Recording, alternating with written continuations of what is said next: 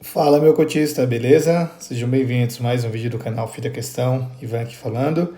E bora bater um papo sobre o TRXF, saiu um fato relevante ontem, mais uma aquisição aí, né? Então o fundo não para.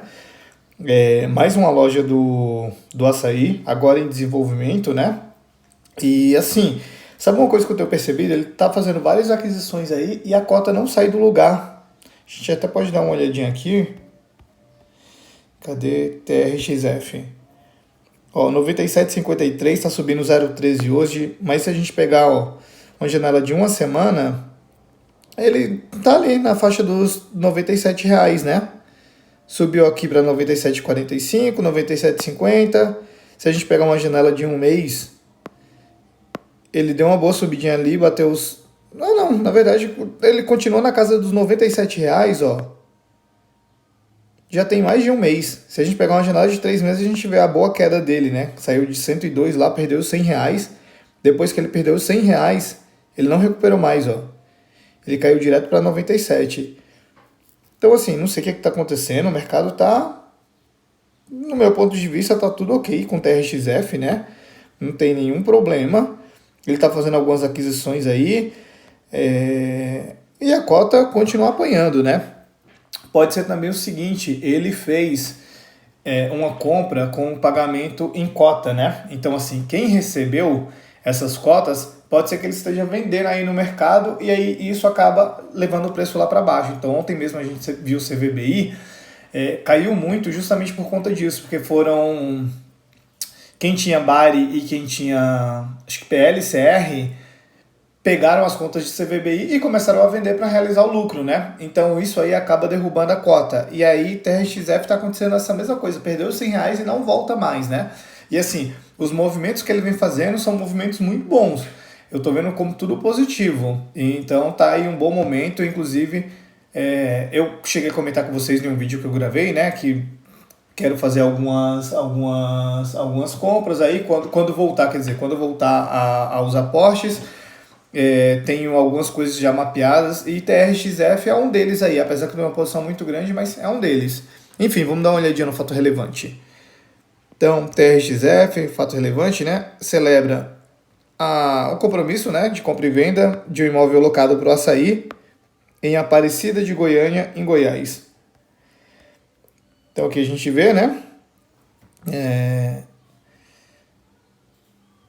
Contrato de locação na modalidade atípica, com prazo de vigência de 20 anos, imóvel em construção, a qual será realizado pela própria vendedora, com previsão de conclusão e entrega até dezembro de 2025. Então é um BTS aí, né? Build to Suit. Valor da aquisição total, quase 60 milhões aí, né? Corrigido pelo IPCA, né? Se positivo, a partir de 14 de maio de 2025, os quais serão pagos parceladamente da seguinte forma. Primeira parcela, como sinal aí, 8 milhões, né? Vai ser paga aí na data de assinatura.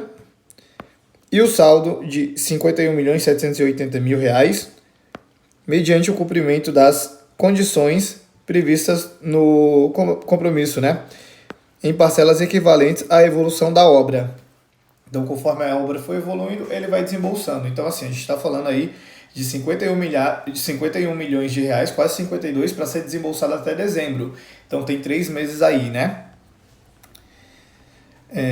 Aí aqui eles só falam mais da aquisição, né? Que vai em linha com o que eles querem. E aqui a gente vê mais um material. Eles sempre fazem isso aqui quando fazem novas aquisições, né? Então aqui ele fala do imóvel, né? Fica em Aparecida de Goiânia, potencial de valorização e proteção patrimonial, né? Concentração em bom inquilino, o mesmo textinho que ele utilizou lá para o Mercado Livre, ele utilizou aqui, né?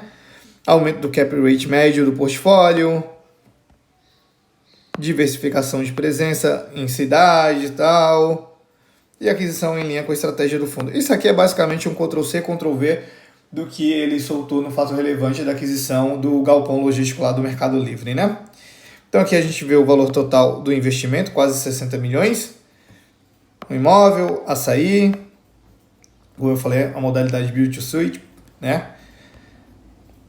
um imóvel em desenvolvimento em Aparecida de Goiânia, uma ABL de 10 mil, quase 10.500 metros quadrados, né? Custo de aquisição R$ 5.710, né, por metro quadrado. Lembrando que na última compra que ele fez, que foram aqueles 3 imóveis do Pão de Açúcar lá do CPUR, ele pagou por volta de R$ 6.710 um metro quadrado. Então assim, que tá R$ 1.000 a menos, né? A diferença é que ele está pegando um que ainda está em construção, né? Não está maturado. Então assim, eu acho que está bem equivalente, sabe? Você pagar R$ 1.000 a mais, pegar 3 imóveis que já estão ali em maturação e estão em São Paulo, né, em ótimas localizações, talvez até seja até um pouquinho caro aqui, viu? Talvez poderia ser até um pouquinho menos, mas ok. E aqui a gente vê a área do terreno, né, 21 mil metros quadrados. Então assim, a área do terreno é gigantesca. Então talvez seja por isso também, né, por conta da área. Aqui a gente vê o contrato, né? Atípico até 2045, vai se iniciar em dezembro. Cap rate aí de 8,5. Aí aqui ele fala um pouco da loja, né? Cap rate médio da compra. Então aqui tá comprando aí com cap rate a 8,5. E as vendas que ele fez aqui, ó, os cap rate tudo abaixo de 8, né? O mais próximo que chegou foi essa última venda, foi desse açaí de Teresina, Piauí, que foi 7,85. Mais o restante aí, ó, 7,25, 7 e todo o restante aí abaixo de 7, né? Ele tá fazendo boas trocas aí, né? Bons giros, né? Aí que ele fala um pouco do açaí, né? Assim, a gente já conhece, já sabe tudo. E aqui como que ele vai ficar após a aquisição, né? Então o valor investido em imóveis aumenta um pouquinho, 1,4. Patrimonial continua a mesma coisa. Número de imóveis aumenta em 1. Presença de estado em estados se mantém igual, em cidades aumenta em 1, ABL aumenta em 1,45, área de terreno aumenta em 1,56, distribuição de rendimentos continua a mesma coisa, prazo médio dos contratos aumenta em 0,63 e a alavancagem continua a mesma coisa. E é o que eu falei para vocês, né? Para mim não continua a mesma coisa, para mim aumenta também, porque aí até dezembro ele tem que desembolsar mais um valor, né? Então assim, para mim não continua a mesma coisa não, ela acaba aumentando aqui. A diferença é que agora ele tem recursos para pagar isso, né? E aí como que vai ficar, né? Segmento de atuação por ABL, então aumenta aqui na parte atacadista, né? Tipos de contrato, aumenta um pouquinho aqui em contrato atípico. Perfil de imóveis, a gente já vê aqui, ó, logístico, que é o Mercado Livre aqui, né? Alocação dos recursos, aqui aumenta um pouquinho aqui imóveis, né? Diversificação da receita, volta a crescer um pouquinho aqui açaí, né?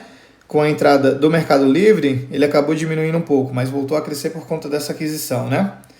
E aqui como que vai ficar a exposição por receita por estado, né?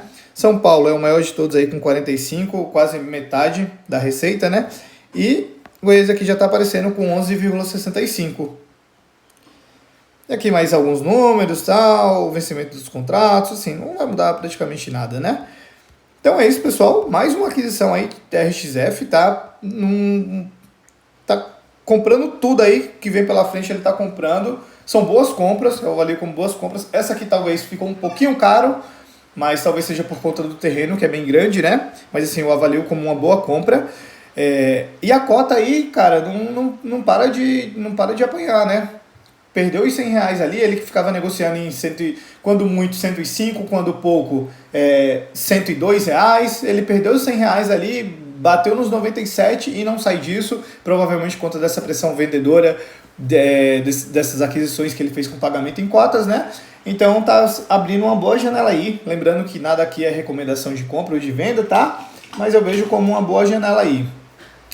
Então é isso, galera. Se for qualquer dúvida, pode deixar aqui nos comentários, tá? Se gostou, deixa o like. Se gostou mais ainda, se inscreve no canal, ativa o sininho, compartilha com os amigos e segue lá no Instagram também, @ofiraquestão. E é isso, galera. Valeu, abraço.